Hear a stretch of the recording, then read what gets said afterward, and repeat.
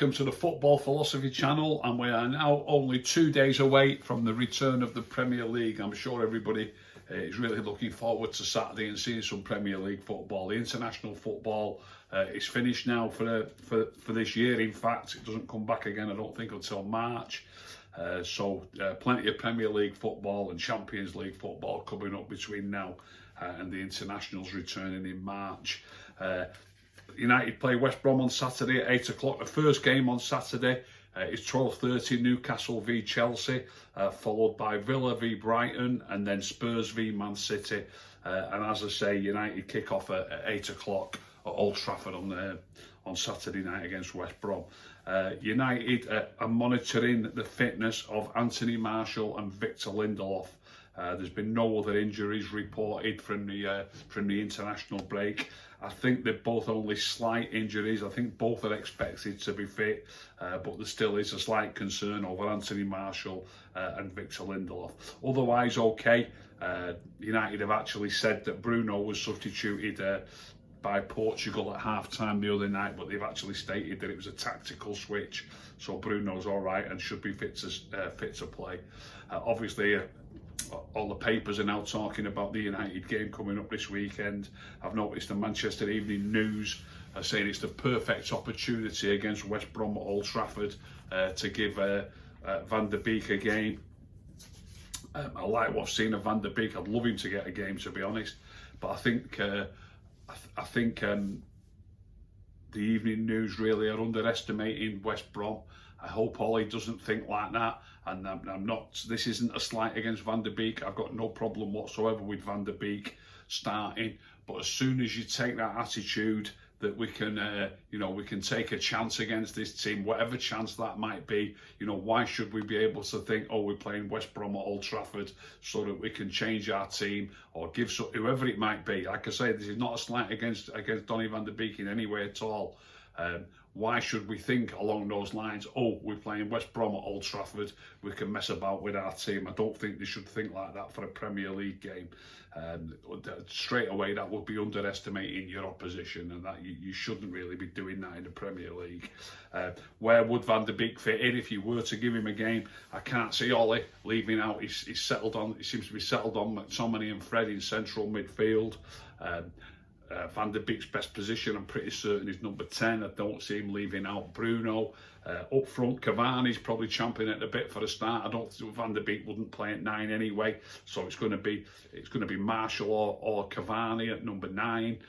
Wide on the left, there's injury doubts. Obviously, I didn't mention Rashford in the injuries, but that's not fresh. Rashford pulled out of the England squad, so Rashford or Martial might well be fit to play on the left if Cavani starts at 9.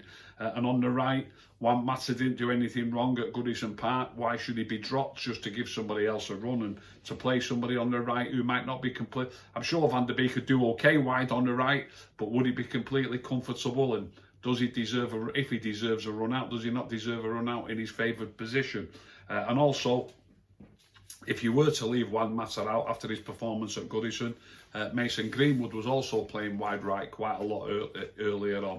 So just because we're playing West Brom at Old Trafford, I don't think you should be saying it's the time to mess about with the team and give somebody a run. As I say, I'd love to see Van De Beek get a game, but if I was going to give Van De Beek a game, I think it's only fair to give him a game in his favoured number 10 spot. In my opinion, Bruno should keep his place at number 10. I think it's time that Ollie decided to start giving Van De Beek a run as a substitute in his favoured position. He keeps bringing him on. He rarely takes Bruno off. And if he brings Van De Beek on, it's often only for a few minutes or it's in a wrong position. I don't see anything wrong, no matter how the game is going, it will not be weakening the team. I don't see anything wrong with giving Van De Beek 20 minutes or 25 minutes in his favoured position, which is Bruno's position. But Ollie seems to have it that Bruno plays every minute of every game, and I don't think it'd weaken us. If we're beating West Brom 2 or 3-0, if that does happen, which is how the Evening News are looking at it, why not give him a run anyway? And secondly, if it isn't going well, if we draw in 0-0, maybe it's time to try something else and give somebody else the opportunity to open up, the ranks of the West Brom team that would probably be behind the ball if it's 0-0 with 20 minutes to go. So no, I don't agree with the Evening News. I don't think it's time. Well, I'm not saying it's not time. I just don't see how you can fit him into the team. As I always say, you can only play 11. I say give Van De Beek the last 20 minutes. I say no matter what's happening in the game. So Van De Beek, he played as a substitute for Holland. Funnily enough, he got 20 minutes. He came on for the last 20 minutes against Poland. Holland beat Poland last night. They needed to win the game, Holland, to try to advance to the semi-finals. But they also needed Italy to drop points. They won 2-1. They kept up their end of the bargain, but Italy went through as they won their game. Holland managed to beat Poland in the end after falling behind. 2-1 they won with a penalty by Memphis Depay and another goal for Holland by Wijnaldum. He seems to be in the goals at the minute. As I say, Italy won Group 1. They won 2-0 against Bosnia and Herzegovina. Italy are now a resurgent team. I know they've always been a strong nation, but they've not been so great in recent years. But you know, suddenly they seem to be getting back on track, and they're now unbeaten in 22 games. They'll probably be the outsiders in the semi-finals, Italy. But you know, unbeaten in 22 games, it's a nice run for them. So I think they won't be taken too lightly, whoever they happen to play. Those semi-finals won't be until next year. In Group 2. Belgium needed to avoid defeat against Denmark. They beat Denmark 4-2 in the end. Leicester's Tielemans scored again. He scored against England the other night, and he opened the scoring again last night. Romelu Lukaku scored twice. They've said on Sky Sports that he's now scored 17 in his last 14 appearances for Belgium, which is a fantastic run for Lukaku, and he's actually scored 57 in his 89 internationals overall, so it's a brilliant goal-scoring record in international football. City's Kevin De Bruyne got the other goal, so Belgium 4, Denmark 2, and Belgium have won Group 2. Also in Group 2, England, we already knew had finished third. They beat Iceland 4-0. Harry Maguire played the full 90 minutes, and the goals were scored by Declan Rice and Mason Mount. And there was one great goal and another one that was a really good finish by City's Phil Foden. But as I say, that was a dead rubber. England beat Iceland 4-0 and finished third in the group, and Iceland relegated into Tier 2 for the next Nations League tournament.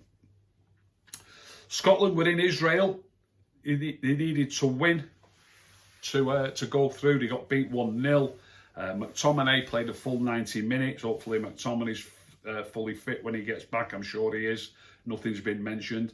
Who am I to have a go at Steve Clarke? I don't know exactly what goes on between the clubs and the managers of the international teams. So I honestly don't know whether Steve Clarke was under pressure to make so many changes for the game against Slovakia at the weekend. So this isn't a go. How can you ever go at Steve Clarke? They've just qualified for the Euros for the first time in so many, however long it is, about 16 years or something. But having had an unbeaten run of 9 games, which culminated in the penalty shootout win in Serbia, which was absolutely fantastic, they've now suddenly lost 2 in a row, having been unbeaten for 9 in a row. As I say, I do not know whether he had to make so many changes, but I honestly feel that he should have gone with as full strength a team as possible in Slovakia that weekend.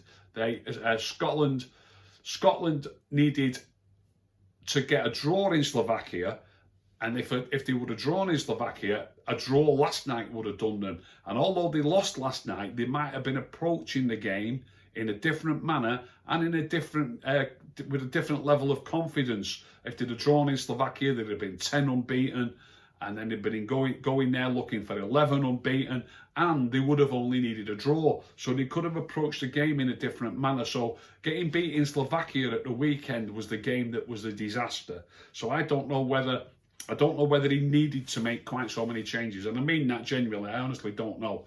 But personally, if I was the manager, I would have gone as strong as possible in Slovakia. If they could have won in Slovakia, bear in mind Slovakia at the bottom of the group, that was probably there's no easy games in that group, but that was probably the slightly easier game. And if they could have won in Slovakia, they would have qualified automatically.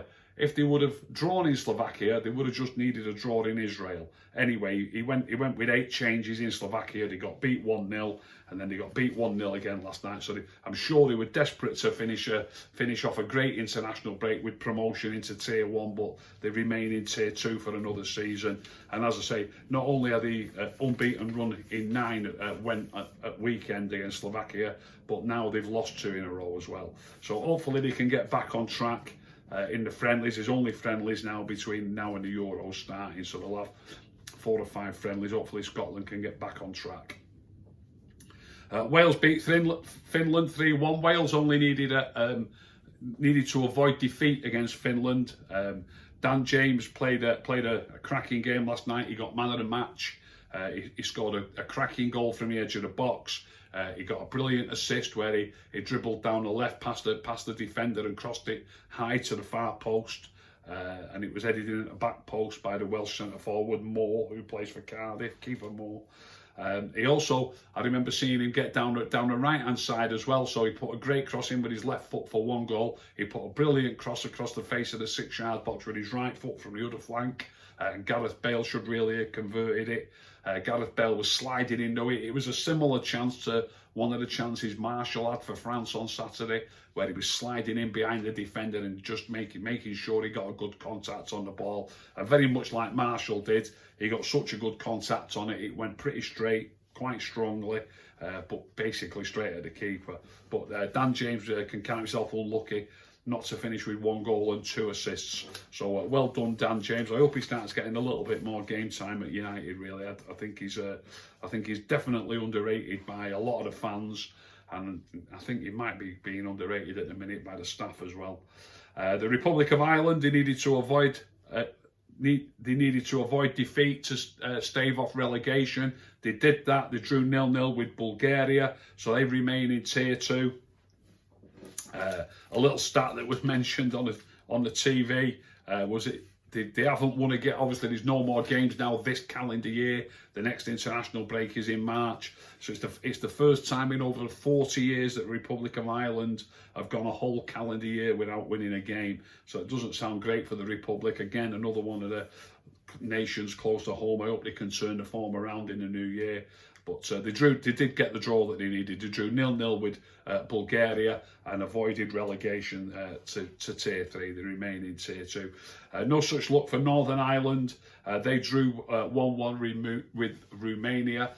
Romania were going to stay up anyway. They were awarded. They're not going to play the game now against Norway. The Norway game was cancelled because the Norwegians wouldn't allow them into the country.